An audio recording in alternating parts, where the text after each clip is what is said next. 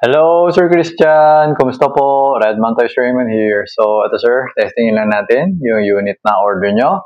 The WE Glock 17 Gen 5 Airsoft Gas Blowback Pistol. Okay? So, yan sir. Okay. So, ito yung magazine. Niligyan ko na siya ng 9 pieces na bala. Okay, so niligyan ko na rin ito ng gas. Ayan. Okay. So to, test fire natin. Chrono, 0, 0. Okay. So always remember to keep your trigger finger out. Make sure that the muzzle is always pointed at the safe direction. Okay. Inserting the magazine.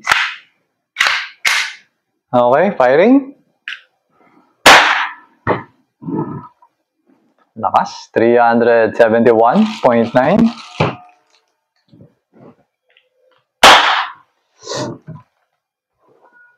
366.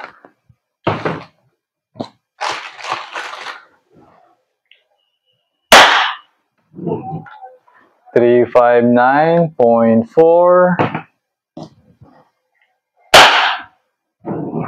351.8.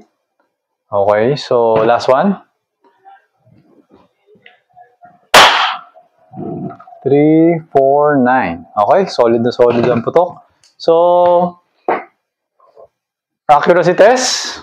Okay, so shooting at a 2-inch diameter target at a distance of 8 feet or 2.5 meters. Okay, so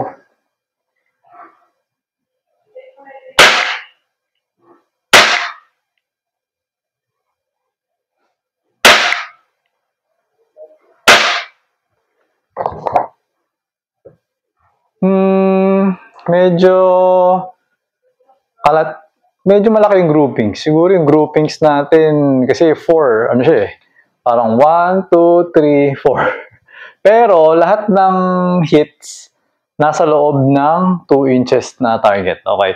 So, parang umaakyat siya. So, there's a possibility na naka-on yung, or mataas yung hop.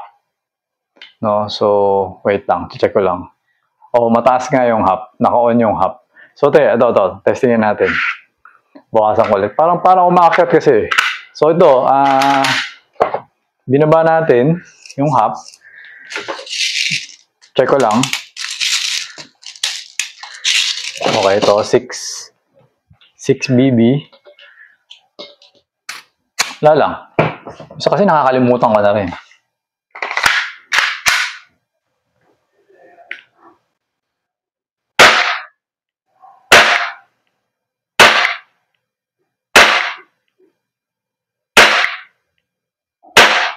Yun, okay.